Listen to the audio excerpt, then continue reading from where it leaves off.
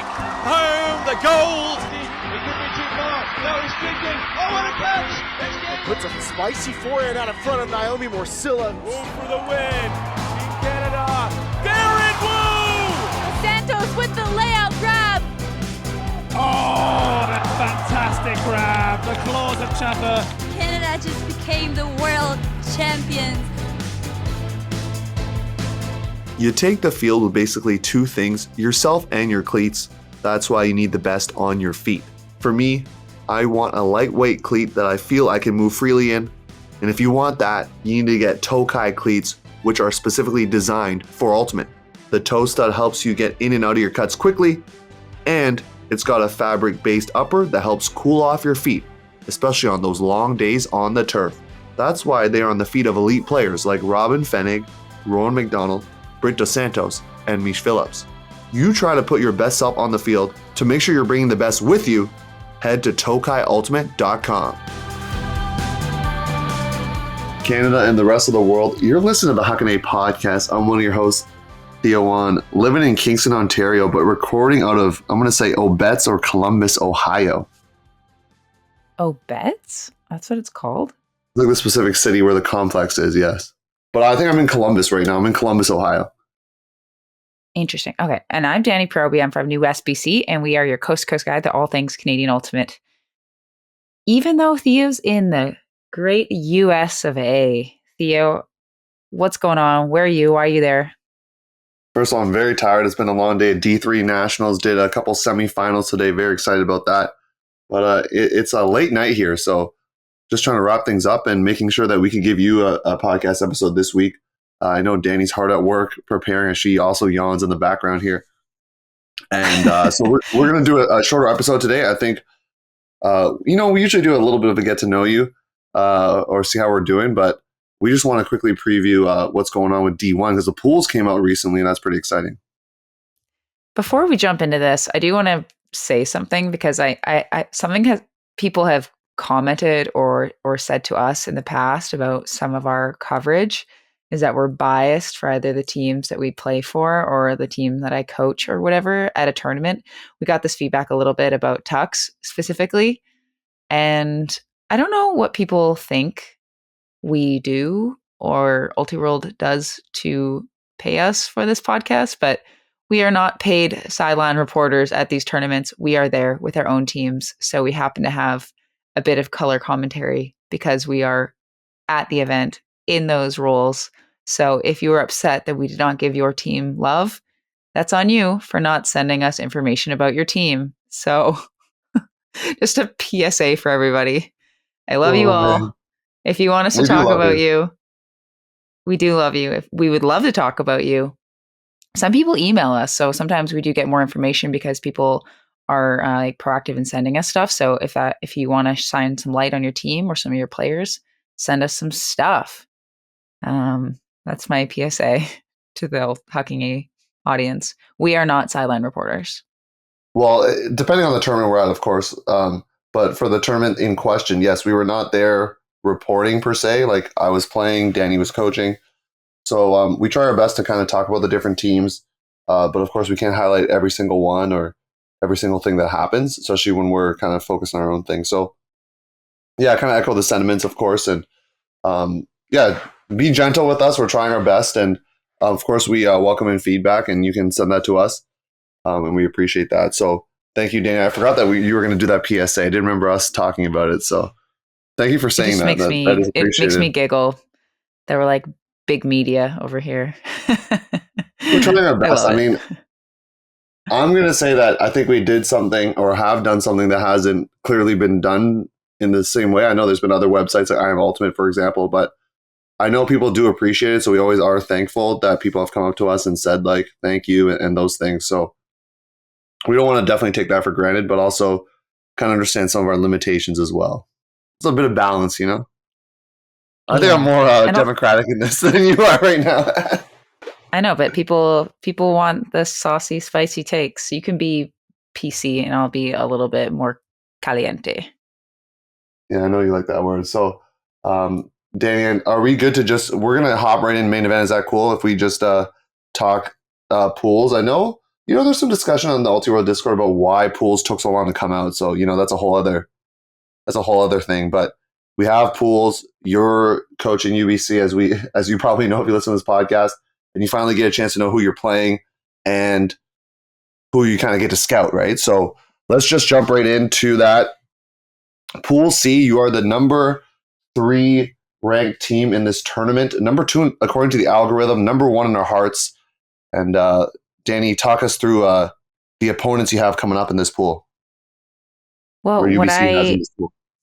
We weren't sure whether we were going to be seeded number 2 or number 3 because head-to-head, we lost Colorado at Northwest Challenge. So it makes sense that they put us at 3, I guess, if you're taking that into account. I don't know how much USA Ultimate does kind of use their kind of opinion or kind of shift things around when there's math involved in the other thing. So we weren't really sure what was going to happen. So initially when I see this pool, I'm like, okay, Carleton, great. Haven't played them. Santa Barbara, awesome. Haven't played them. Texas, Dallas, who? Haven't seen them. Chicago, cool. Happy that they're there. Haven't played them either. So it's very exciting after playing UW and Oregon and UVic so many times this year. Yeah. It's a delight to play against 4 different teams. So we're kind of going in with this approach where we're just going to go have fun and we're going to try our best to let go of expectations. And that starts from me looking at this pool and being like, sweet, 4 new teams that are going to challenge us in unique ways. So I think that the path, which I know we like to talk about, is if we win the pool, if UBC wins Pool C, they get a bye through pre-quarters and then have a quarterfinal matchup versus the loser of Vermont and Tufts, the 4-5. So that's a tough quarter. If UBC, say, comes second in Pool C, they'll play a pre-quarter. If they win that pre-quarter, it's the loser of Tufts versus Vermont, which I think is a pretty similar matchup. So it basically means an extra game, but a similar type team in quarters, but you flip to the other side of the bracket. So definitely want to win the pool. If you don't win the pool, it doesn't mean you're out by any stretch of the imagination, but that is the projected path based on rankings. Theo, would you like to talk about the opponents in this pool? So we got the number 6 seed there, Carleton College, Syzygy.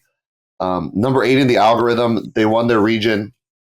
Came second at Northwest Challenge, only losing to Colorado there. And they've had some wins over national teams like Stanford and Washington. You're going to notice a theme. Some teams in this pool having beaten Washington specifically. But they won SBI as well over Stanford and beat UVic.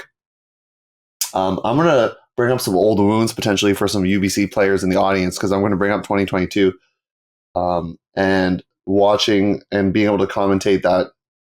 I think it was pool play, if I'm not mistaken. Pool play against Carleton. Universe, right? Universe loss, I believe.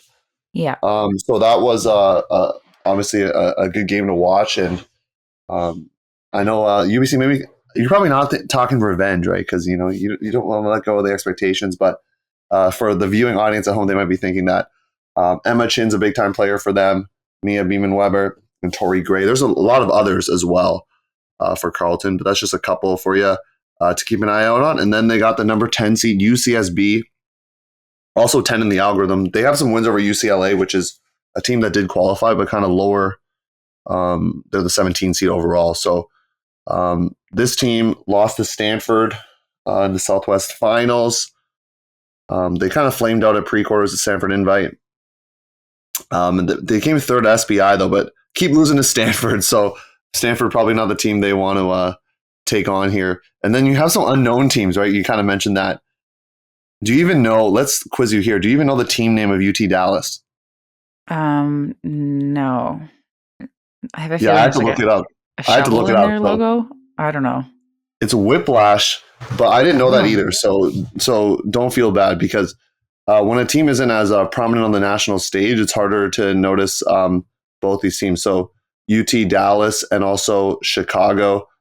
These teams haven't really played any national contenders. I know Chicago won a tournament, the Tally Classic, and so did UT Dallas won a couple tournaments too, but they're winning tournaments where the competition isn't the same. So what do you think about that when you're facing teams that don't have that nationals level experience? or you're just seeing them as like team 1, team 2 kind of thing, you know? I'm excited to see those teams because depending upon when we play them, it gives us an opportunity to kind of play the things that we've been working on against opponents where the things don't need to be finely tuned. Like we've been practicing new stuff for nationals against our own team, but when we all know it, it's a bit different. So it helps us kind of be able to get a couple of those games kind of, to be able to kind of run through those things. And for those following at home, if you want to keep track of UBC and what they're doing, each day you're going to have 2 games, which is kind of different. So UBC kind of draws an interesting schedule where they play at 3 o'clock against Carleton. That's a big matchup, and that's going to be first on your docket. And then they have to turn around and play Chicago right after. And then on Saturday, they play UT Dallas at 10:30, followed by a 3 o'clock matchup with UCSB. So I'm not a fan of the top 2 seeds in the pool having to go at it right away. That's just, I'm just going to throw that out there. But it's not a right away for them. Like they get a game under their belt and it's our first game. I think that's like horrendous scheduling. It kind of puts you at a little bit of a disadvantage. I know, sure, Carleton will have a game that they played and they'll be a little more tired, but they also, you know how the pre-nationals nerves are, folks. And so you get to have a game, kind of work some of the things out, players get moving, whereas UBC, they're just going to be coming in fresh off of waiting all day to play. Yeah, and historically, this is the type of game that sometimes hops onto streams, and I don't know whether that's the case or not. But if it is, then all of a sudden we not only have that as our first game, but it's potentially going to be a streamed game. And I think it's stupid, to be fair, that this is the first game for our team. We're the number 1 seed. We should be playing Carleton last. That's how it always goes. I don't know why it happens like this. If anyone listening to this has any intel why it's their second game and why it's our first game, why would you have the spiciest matchup first for us? Caliente, but maybe it's a conspiracy against the Canadians. I'm not going to say that. I kind of say that tongue in cheek. But, that's how the schedule drops, and obviously we can't change it now. So us Canadians out in the audience going to be cheering on your team, and also not just UBC, we're going to be cheering on UVic. If you haven't checked out the full video, I know it's long on our Instagram, but it was a pretty good atmosphere out there at regionals. All the people cheering on UVic here. So, Danny, talk us through at least the teams in the pool. There's some heavy hitters out here, and a team that Victoria is going to have to rematch against that they've played a few times this season. Now, I learned this term from my World War I history professor at the University of Victoria. And UVic is going to have to go through the meat grinder. That was like trench warfare, by the way, is what that was referring to. But alas, so just the nature of Pool D, it's usually the pool of death. It's because it's got the 4 or 5 seed, and it's just nasty. The 8 seed, the 11 seed, it's just or 9, whatever it ends up being. It's a nasty, gnarly, meat grindery pool, and usually UVic sends like 16 people. So we'll see how that goes for them. They're going to be excited to be there. It throws me back. I don't think we had that many people back in my day either. And adrenaline is a funny drug. So basically they have Vermont is the number 1 seed in their pool. They went undefeated at sectionals and at regionals, and they placed 5th at Northwest Challenge, which arguably was a bit of they got like upset by Stanford after kind of being quite present on social media about having some gripes about the tournament format. Yes, I remember not getting that. enough games against not getting enough good games against good teams. And we actually slid into their DMs and asked them if they wanted to do a friendly matchup, and they turned us down and then lost to Stanford. So they ended up playing not Colorado, not us, as it turns out. So anyways, they ended up winning against UW at Queen City Tune-Up after beating Carleton in rain-out semis. They lost to UNC in the close final. So that one is streamed. I feel like I've seen that video a few times. They've only played a couple tournaments. Kennedy McCarthy is a big name player, big in the air, but is kind of becoming a two-way player now, is able to throw as well. And Emily Posey is also a superstar. So Tufts, they have a bunch of big names. They have Hazel Ostrovsky, who's rookie of rookie of the year back in the day, Layla Helling, who's on Brute Squad, kind of like a ninja breaker of the mark. Emily Kemp, U24, Olivia Gost, U24. So basically a lot of stars on their team. And from our experience this year, I think they're the most physical team we played against as well. So when I talk about meat grinder, that's kind of what I mean. So they lost to UBC 10-13 at Stanford Invite. They won their section and no one scored more than 5 against them. So their only recent loss was to Vermont, and that was by 2 at regionals. So Oregon is the third team in this pool, and basically Oregon is the thing that realistically stands in the way of UVic making it through pool play into the championship bracket. So Oregon is, I know people have been talking about this a lot. I've been talking about this a lot, but their like 2 best players are in first year. They're incredible. They are a young team, which means they are kind of like up and down. So they lost to UBC by 1 break at sectionals and then lost to UBC 15-7 or something at regionals. They only beat UVic by 1 at sectionals and stuff. So they're a little bit all over the place. So it's possible that UVic could squeak out an upset here. And then to round out their pool, we have Carnegie Money Melons, ranked number 41 in the US. The Money Melons. So they should not have beat Pittsburgh, but they made it out of the Ohio Valley. Like they were just like upset. And I have never heard of them before. Exciting stuff for their school, I guess. I mean, they did get a spotlight on Deep Look. I remember even when Charlie said at the interview, he was like, we're interviewing the Money Melons. It's Money Melons time. They will definitely be the last seed at Nationals. But hey, they're there. So that's exciting for them. And you know what? When you're a smaller team in school and not a big name program, to get to Nationals is super exciting for them. Let's turn back to UVic and kind of their schedule. So they start on Friday at 8:30, bright in the morning, local time against Tufts. So you don't really get a rest to start things off. And then after that, you get to play Oregon. So for them, we talk about path. They want to get to pre-quarters. That Oregon game, they got a circle out there on the calendar. On Saturday, like we said, you get 2 games a day. They play Vermont at 8:30, and then it's Money Melons time at 3 o'clock. So after a tough game against Vermont, you have some time to rest to play the Money Melons.